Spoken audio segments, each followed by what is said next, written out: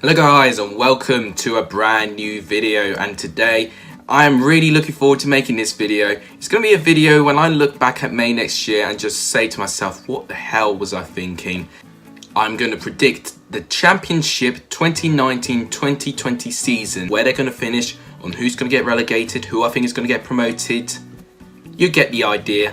I would do these predictions closer to when the new championship season starts. I mean, it starts the 2nd of August and it's the 9th of July today. But I'm doing this video early simply because I'm going to be on holiday when the new season starts in the championship. And I kind of want to get in front of the queue in terms of its content so I don't get branded for unoriginal content. So with all of those reasons combined, that's why I'm doing this particular video early. This is going to be the second episode of the debate show. The first episode I've already done on my channel. It was my opinion of Frank Lampard becoming Chelsea manager and what it means as a Chelsea fan as myself. Go check it out if you haven't seen it, if you want to. I'm not going to force you. In terms of the Championship, it's a league I've grown to love in recent years. I'll give you one YouTube channel that has helped me appreciate it more, and that is Ben HD. He is actually one of the reasons that I've started YouTube, so if you like what you see, thank him, man. As a disclaimer, I don't support a championship team, so I'm going to treat all 24 teams equally. I'm not putting teams in any position from spite or how much I might love a team. It is all on pure opinion. Final disclaimer, if I predict your team to be relegated and they're not relegated in the end, then I can only say sorry. So, let's get into this. Starting at 24th place, who do I think is going to finish rock bottom? I think it's going to be Charlton Athletic. I feel sorry for Charlton Athletic for putting them down there. They are in the top 2 bookmakers' favourites to get relegated. They are a team that is talented. It has got potential. But the thing is, they've already lost Joe Aribo to Rangers. It didn't really make Levi very happy. He very publicly wanted him to go to Brentford instead. But he's decided to go to Scotland for it. Patrick Bauer is another player that they've let go as well. He's joined Championship rivals Preston North End. One player that's got to step up to their game to help Charlton survive is Lyle Taylor. He managed to score 28 goals in the League One campaign, which is absolutely terrific. If he can replicate that in the Championship, there's no doubt Charlton will be safe, but there's no guarantee that strikers can shoot as many goals as consistently. Look at Will Grigg, for example. Prolific in League One, but Championship really struggles to make an impact. I feel like Lyle Taylor could be one of those players. If Lee Boyer gets his team to survive, he has every right to move on. He would have done an absolute miracle keeping them up. They're lucky that they still have him. It looked like he'd leave, but it looks like he is going to stay on, and that is really key for Charlton. In 23rd place, I've put Wigan Athletic. Now with Wigan, it's a difficult one because most of last season they actually played really well. They had a terrific start, a dodgy middle patch of the season, but in the end they really turned their game on. Performances against Stoke, performances against Leeds and performances against Aston Villa are the 3 performances that stick out. The reason I put them at 23rd is literally because of Nick Powell. He's now gone to Stoke. He was the guy that they could rely on. Nick Powell was their joint top goal scorer along with Joe Garner with 8 goals each.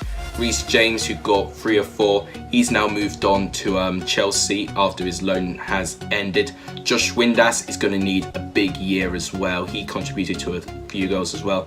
They lost 16 away games last season, and that is what they're going to have to fix on. They have brought Dave Marshall in from Hull as a goalkeeper. I don't know if he's going to replace Walton, who's in goal currently, but I'm not seeing a lot of intent from Wigan in this transfer market, so I'm not feeling too confident that they'll survive, sadly. So that's why I'm predicting them to finish 23rd. 22nd place, this was a really difficult prediction for me. About 4 or 5 teams feel like could finish 22nd, but in the end, I've gone with Millwall. The thing was with Millwall, they almost had a bit of a reality check last season. The season prior to that, they were terrific. They made the Den a real difficult place to go to. They had a real direct style of football. It really caught a lot of good teams off guard. The thing is, a lot of people figured Millwall's playing style a lot more last season, and they were really inconsistent. They didn't really have a good run of games at all last year. I admired their cup run, but I think that run was part why that they were really struggling to get their points. They didn't have the depth to cover the cup competitions and the championship. Even though I don't think they'll focus on the FA Cup again, I'm still not sure how strong the squad is, that it's going to guarantee championship survival. Two key players for Millwall have already gone. Lee Gregory especially. I mean, he scored 13 goals last year. He's gone to Stoke as well. Ryan Tunnicliffe, who scored a few goals but was a key member of their team, he's now gone as well. I've got Matt Smith from QPR, but I don't know if he's going to be a regular. He might pop in occasionally, but I've only got just a little bit more confidence with the teams I've put above them, which is why I put Millwall in 22nd, sadly. In 21st place, this might surprise a few people, but I put Luton Town to finish 21st. A lot of people are excited about Luton Town, and understandably. They play a real free-flowing brand of football. They scored 90 goals this season, which is insane. My query is, they've lost two key defenders of their starting 11, James Justin and Jack Stacey. They've lost them both to Premier League clubs. They have to keep Elliot Lee, James Collins as well. He needs to stay and bag as many goals as he did. Collins bagged 25 goals, almost as much as Lyle Taylor. So this is going to be a really big season for Luton because they've not been in the Championship for over 10 years. And a couple of years ago, they were playing National League football. So the growth they've gone on is exceptional. And I can understand why people are very excited to see them in this league. I'm just not as excited as most people are. I don't want to put them too high up the table. I want this season to kind of clarify where they are in terms of championship level, which is why I put them to narrowly survive in 23rd. In 20th place, I've gone for Reading. Now, I have no idea what to make of Reading. They had a really poor start under Paul Clement last season. Jose Gomez came in, and even though performances weren't brilliant, he managed to get a different mentality to Reading and to grind out results. One result sticks to mind is the Reading and Wigan game when they were 2-1 down around 90 minutes, but then they scored 2 goals in the added time to win 3-2, which at that point of the season was the relegation 6-pointer, which really put Wigan in danger. Yaku Mate has got to stay for Reading. They lose him. I don't know where they're gonna get the goals from, to be quite honest with you. But I am predicting them to finish the same place as last season. I think next year is going to be more or less their year. I mean, so far I've not really seen them spend any money in the window. They don't fill me with a lot of confidence, but I hope in the Medeski Stadium there's going to be a different kind of atmosphere that there was when Paul Clement was in 19th place, I put Barnsley. Now, Barnsley, I put everywhere around the table. I don't think they're going to have an amazing season. I think they're going to need this season just to stabilise themselves a little bit. But the reason why I think they'll do better than the other two promoted clubs is that they have experienced the Championship more recently than the other two teams have. Barnsley are proving to be a bit of a yo-yo club at the moment. You know, they're in the Championship one year, League One year after, and then Championship year after that. I like their manager as well. I think he'll do a fantastic job with them. I like the brand of football they play. I know Liam Lindsay has gone for Stoke, but they still have a few of their key players that can help. One being Kiefer Moore, who scored 19 goals last season. If they can keep him and he can score 19 goals in the Championship, then they'll definitely be fine and justify my prediction on them finishing 19th. In 18th place, I've gone for Birmingham City. Now, a lot of people are being very negative about Birmingham City. How they got rid of Gary Monk is disgusting, in my opinion. It's absolutely disgusting. They got Josef Ruiz. I really don't know what to make of Birmingham. They've lost Che Adams as well, which was their top goal scorer. He scored 22 goals last year. I mean, contributed to over a third of Birmingham's goals, which goes to show how significant Che Adams is. They have to do all they can to keep Lukas Jukovic. He managed to score 14 goals. Gary Monk, he had a philosophy at Birmingham that would set them up to almost to do great things. They were 7th by Christmas, getting a 9-point deduction. They're now down to 15th. I know they finished 17th overall, but their performances haven't dropped. City came over. It's been a bit of an inconsistent season for Birmingham, but when they have been good, they have been good. So it is a real shame, but I'm predicting them to finish this low. In the end of last year, if I were to say to myself, right, I'm going to predict 18th next year, I would have been absolutely fooling myself crazy. 17th place, I've gone for QPR, Queen's Park Rangers. I like their manager, Mark Warburton. I've seen him a couple of times as a pundit. I've seen him a couple of times as a manager. He did a really good job with Brentford. With Nottingham Forest, I think there was a lot more pressure put onto him. He didn't have a lot of time at Forest. From what I remember, he was okay at times. You know, they were managed to score plenty of goals, but they conceded some of the silliest goals that I've seen. I think Mark Warburton might do a good job at QPR, but it's just something about the QPR and Mark Warburton connection that I'm warming to. But I don't think they're going to improve too much on their position. I mean, they finished 19th last season, so I think they're going to improve slightly. I mean, any improvement from Steve McLaren last season would be a great improvement for QPR. I know they've lost Luke Freeman to Sheffield United. I think he was actually their top goal scorer, which is a shame for QPR. They have got Yohan Barbe from Brentford on a free, which I think is really good business for them. And Luke Amos on loan from Spurs under 23. It'll be a season I'll just set a bit of improvement from last year. In 16th place, I've gone for Hull City. Now, Grant McCann as a manager, I don't know what to feel about it. He has done a good job, I think, with pretty much all of the clubs he's worked with. He's got a really exciting style of football, although you've got to remember the last time a team appointed a manager from League One at the start of the season was Ipswich Town, and look what happened to them. I know Stoke have done the same for Nathan Jones, and to be fair to him, he's not one in that sort of category. He's kind of stabilised Stoke a little bit, but Grant McCann, we don't know. He could be a Nathan Jones or he could be a Paul Hurst and get the team down. With Hull, I'm not sure about their squad, but 3 players they've got to keep. Jared Bowen, Fraser Campbell and Grzycki. All scored plenty of goals, with Grzycki getting a few assists to his name. I mean, Bowen scoring 22 plus goals. He's developed interest, unsurprisingly. They've got to do all they can to keep him for at least another year. They have lost Marshall, their goalkeeper, but I don't think it's going to affect them too much. I think Hull will be okay. They'll just have a little bit of a drop. They'll need to take some time to get used to Grant McCann's style, but I think once he stabilises things, Hull could look really good, especially if the 3 players I mentioned stay, and that's a big if.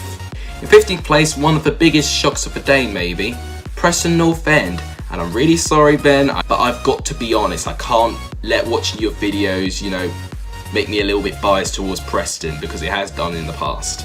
Preston are a side that's really hard to put your finger on where they should finish.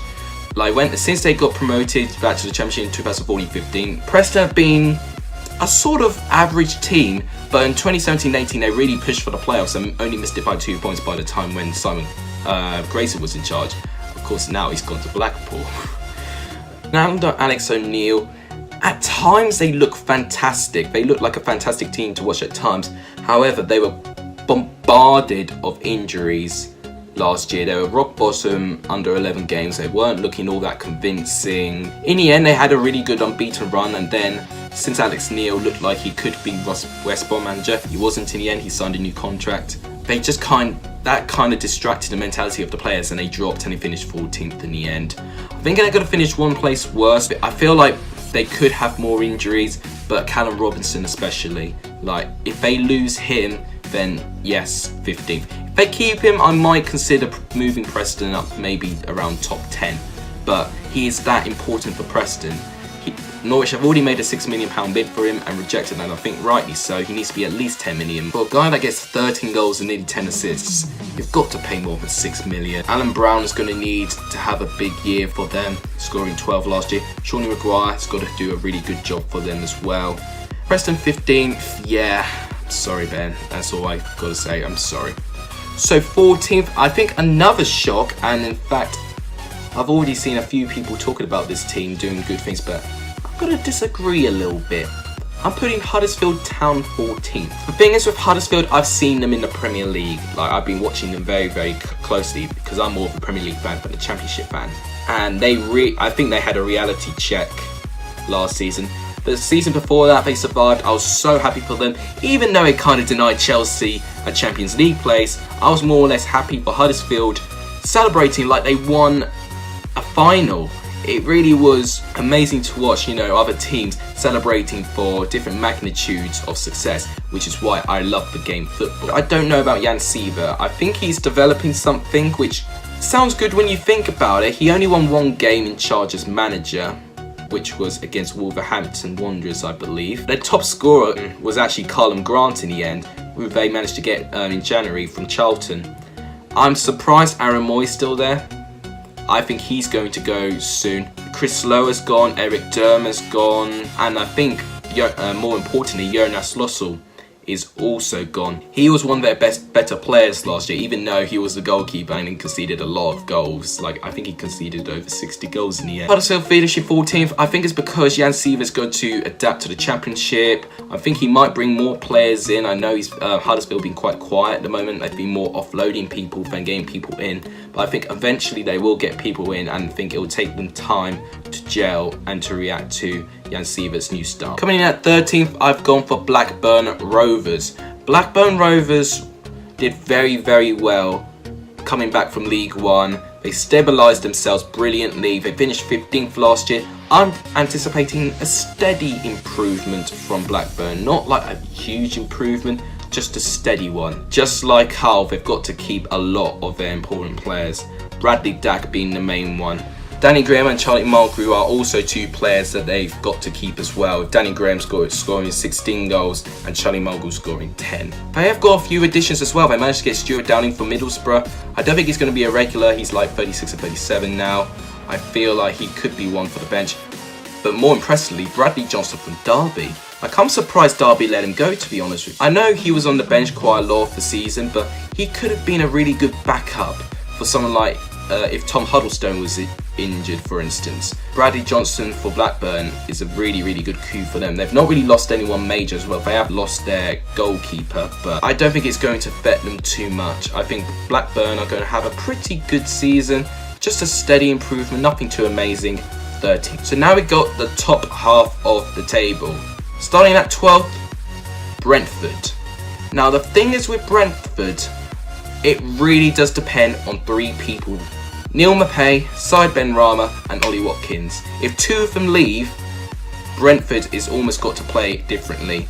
They offer so much to Brentford. Like Neil Maupay especially has been gaining a lot of interest from Premier League clubs. Benrahma's been gaining interest. 51 of Brentford's 79 goals are contributed by three of those players. That just speaks enough volumes how important they are to the team. If all three of them go, then Brentford have got to play completely differently. They've got to find new stars in the making. However, I do feel like they're going to keep two. I think one might go, that might be Maupay by the looks of it. But I think if they do keep two of them, they'll be okay. They managed to get Pontus Jansson in from Leeds, which I think is a fantastic signing for Brentford. And I knew since the Villa game, Jansson and Bielsa have been clashing heads a little bit. So I think it was a good decision to let him go. And a big coup for Brentford. And I feel like Jansson's got to change his style a little bit. Quite a lot of people consider Brentford to be the friendly little club with pubs around each corner of the stadium. So he's got to kind of get used to that, I think. But one thing he doesn't need to get used to is how to get a team organised, get a team with a winning mentality. I think he can really help. The thing is with 12th, it's only because I don't know how the team are going to respond to any of the big three leagues. In 11th place, I've gone with Nottingham Forest. This was a really difficult one to predict as well. As terms of a squad, they should get at least top 10, if not playoffs. However, they have been quite inconsistent. You know, under Aita Karanka, they were okay. They were just outside the playoffs, but they drew too many games, I think. I think Sabine Namuichi, I don't know what to think about him. He has had a little bit of a time with Rennes. He's been with 2 or 3 seasons with Rennes before getting sacked. He's never had a job in English football, so I don't know what to make of it. And it's that anomaly of not knowing how Namuichi's going to perform that I'm putting them down as low as 11th. In 10th place, I've gone for Swansea City. Now, they've already lost a lot of what was good last year. They lost Graham Potter and they lost Daniel James, both respectively to Premier League clubs with varying roles, obviously. I feel like it's going to be a little bit of a void not having Graham Potter. He looked like he was really going to set something special with Swansea. Steve Cooper, I think, is a sensible replacement. He has worked with under 18s with the England squad. I think he will definitely have a lot of experience in trying to challenge youth and for them trying to move them forward. I feel like they still have a really capable squad. Like, they've still got Oliver McBurney. I mean, McBurney scored 24 goals last season. Albeit, he scored a lot of goals at the start of the season. He kind of tailed off a little bit near the end. But he's still a fantastic clinical striker. Bersan Sanina is an also important player with 8 goals and 7 assists to his name. thing is with Swansea, they've not really added a lot of players in yet. There has been talks that they could lose Andre Ayew to Crystal Palace, I believe. They really struggled away from home and had a real dodgy patch under Graham Potter. If they're going to prove me wrong, they're going to improve on their consistency. But if they're going to be as inconsistent as they were last year, then they'll finish exactly where they finished last season and finish 10th. In 9th place, I've got Sheffield Wednesday. I've really moved this team around a lot. There's a lot of news like spurting out of Sheffield Wednesday as I speak. And in fact today, just before I started recording, I've heard that Newcastle United are interested on signing Steve Bruce as their new manager. I think this is just crazy. Sheffield Wednesday fans, let me know what you think about in the comments. I think it's crazy, in my honest opinion. They've got really important players in that team, like Stephen Fletcher, who scored 11 goals, Adam Reach, who was scoring all those screamers last year, and then you had Fernando Forestieri, who's very, very clinical as a striker when he's not injured. If Steve Bruce does stay, I think they will get at least top 10, but the thing is, if Steve Bruce does leave, I feel like they could really struggle. I would say 9th in the fact that hoping that, for my prediction's sake, that Steve Bruce stays at Sheffield Wednesday. So at 8th place, I have gone for Stoke City. This is going to be, I think, the most varied prediction around all prediction videos. A lot of people are going to predict them to do very high things. Some are not going to expect a lot at all. Last season was disappointing, to be quite honest with you. Like when you have Benik Afobe, Tom Ince, Jack Butland, Bruno Martins Indy, Ryan Shawcross, Joe Allen, Eric Peters, Bojan, all those players in the squad, and they cannot even make top 6. 17th is where they finished in the end. Like, that is absolutely astonishing. Gary Rowett was sacked, and I think rightly so. I don't think his football suited Stoke City's approach.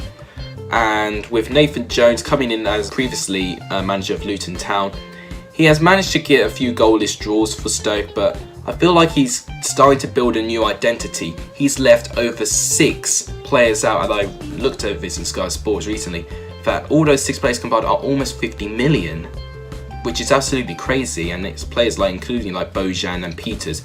Peters since then has signed for Burnley. I'm not going to be surprised if more Premier League clubs are going to get those Stoke players. With Stoke, they have to improve, honestly, in my opinion. Now in 7th place, the one position that no Championship team wants to finish.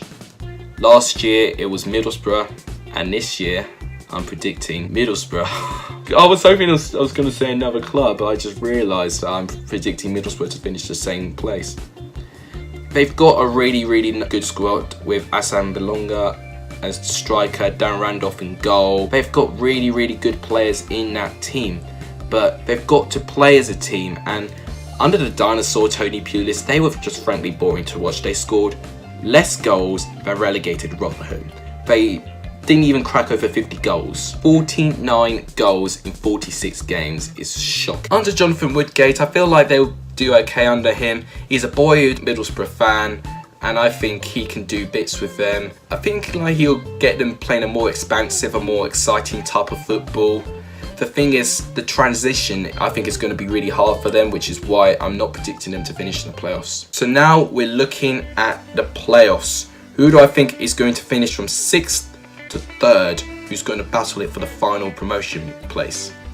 In 6th place, I've gone for Bristol City. I've been impressed with their business so far. Yes, I've lost Liam Kelly to Bournemouth, but I really, really like the additions of Thomas Callas and Sammy Smodics. Both players I've watched play, one with being a Chelsea fan and one also being from a Colchester fan, I feel like could really offer something for Bristol City. They were really close last year. They just really struggled to get points against teams around them, which was ultimately what cost them in the end. If they can improve on that record, I feel like they will definitely get playoffs. In 5th place, I've gone for Fulham. This might come as a surprise. They're one of the favourites to get promoted, and I understand why. Their squad is a really, really good squad indeed, but they have lost strips of it. They've lost Schürrle, really likely to lose Seri. Ryan Babel is gone as well. Mitrovic, though, has signed a new contract with Fulham, which is key. Previously, I didn't have Fulham finishing in the playoffs, but the fact they've kept Mitrovic, I feel like they will definitely get playoffs. they've got to improve defensively. I put them like not in a high place in the playoffs because of Scott Parker. This is going to be his first full season in charge and managing in the Championship. He might be in a similar situation when Darren Moore was, you know, taking over near the end of the season, having a few encouraging results and seeing whether they can do the same thing for Fulham. He could well do that, and in fact West Brom finished 4th last year. So I'm predicting a similar pattern is going to emerge. Is that I don't think Fulham will sack their manager. I think Scott Parker is going to stay to the end of the season. They'll give him 1 year. So coming at 4th place, I've gone for West Brom. I really don't know what to think about them. They've got Slaven Bilic in charge, which I think is a fantastic coup for West Brom. He really wants to prove himself in the English game. He did well in the beginning of his tenure at West Ham. He managed to get West Ham to 2 consecutive 7th place finishes, with one of them getting a Europa League qualifying round. Since then, he's done a bit of punditry and he's managed in Saudi Arabia and he's not had a lot of success. With West Brom, I feel like he'll be okay with. I feel like he really understands the English game. And I think he'll set West Brom to be up really, really defensively. When I saw West Brom in the playoffs against Aston Villa, I thought they were very, very unlucky not to get to the final. They defended really, really well. If they could do the same thing, they have lost Jay Rodriguez to Burnley, his boyhood club, of course. I feel like that's a little bit of a shame. He has scored 22 goals for them. He was their 2nd top goal scorer. I don't know what's going to happen with Dwight Gale. I don't know if he's going to stay around. I don't know if he's going to return to Newcastle. I have no idea what's going to go on with him. But if Dwight Gale can return, I feel like they'll definitely get playoffs. They've lost Craig Dawson as well, as was one of their key defenders, one of their more experienced defenders as well, to Watford.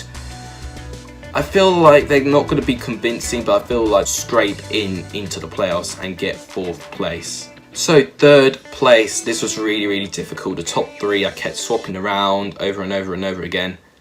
I've gone for Leeds. The reason I've gone with Leeds is just think they have a habit of bottling it. And I feel like it's going to be 2 years running, they finished 3rd and just miss out. With Leeds, undoubtedly one of the best squads in the league, one of the more exciting squads in the league. They've still got Casilla and Peacock Fowl as their goalkeepers. Yes, they've lost Janssen, but they still have got the likes of Calvin Phillips, Kimar Roof, Alioski as well. They still have, it's almost vital they keep him. They've got Jack Clark as well.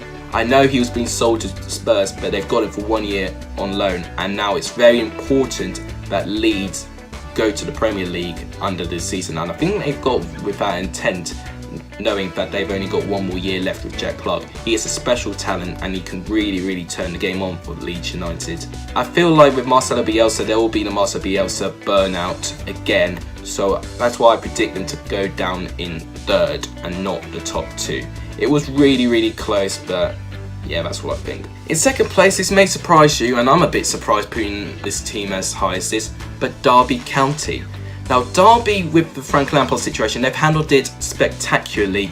They've shipped him off, you know, with no confrontation. They allowed the decision. They were happy for him. And they got Philip Cocu as their manager.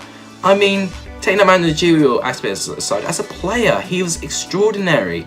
Playing for Holland, Barcelona. He's very experienced at the top level. And with PSV, he's managed to get PSV to win 3 Eredivisie titles as well. So he knows how to get the best out of teams. He's really supportive of youth players as well. He managed to discover the likes of Memphis Depay. I feel like he could really fit into Derby's philosophy of using young talent, which is why I think it will all click out. It might take him a little bit of time to get used to it, but I think he's going to be a no-nonsense manager. He'll manage to get the team flowing, and I think they'll just about get 2nd, just edging Leeds. So this means for 1st place, I'm predicting it to be the final relegated team for the Premier League, Cardiff City. Ultimately, Cardiff shouldn't be in the Championship, in my honest opinion. They had a poor start, I'll give you that, but in terms of the rest of the season, I was really impressed by them. They got really screwed over some refereeing and some games. Chelsea game sticks to my mind. Even as a Chelsea fan, I was happy with the win, but I was so sorry for Cardiff. You know, with Cardiff though, they have kept a lot of the Goodwood that was in their squad. They've still got Mendes Lang, who managed to score a couple of goals. They've still got Sol Bamba, who was really important. When he was injured, I think Cardiff struggled the most. They still got Bobby Reed. I think he struggled in Premier League, but I think he's going to be more of a Championship player. He'll be a bit like Dwight Gale, really good in the Championship, but not as good in the Premier League. They have lost Camarasa and Goodmanson, but despite that, I think Cardiff will be okay. Neil Warnock just knows how to get a team out of this league, and I think he'll do it again, and with some considerable style. I'm predicting Cardiff to finish first. So there you have it. These are my predictions. Do you agree with me or do you disagree? Let me know in the comments down below. Who do you think is going to be the surprise team this season? Let me know in the comments down below. But anyway, that would wrap it up for my second ever YouTube video. It is the second show of my debate show. I'm probably not going to upload until I return from holiday. By that time, I think the Premier League will be beginning to start. I think the next video you see from me will be my Premier League prediction. Anyway, thank you guys so much for watching. You guys are legendary if you saw the end of this video. Take care, guys.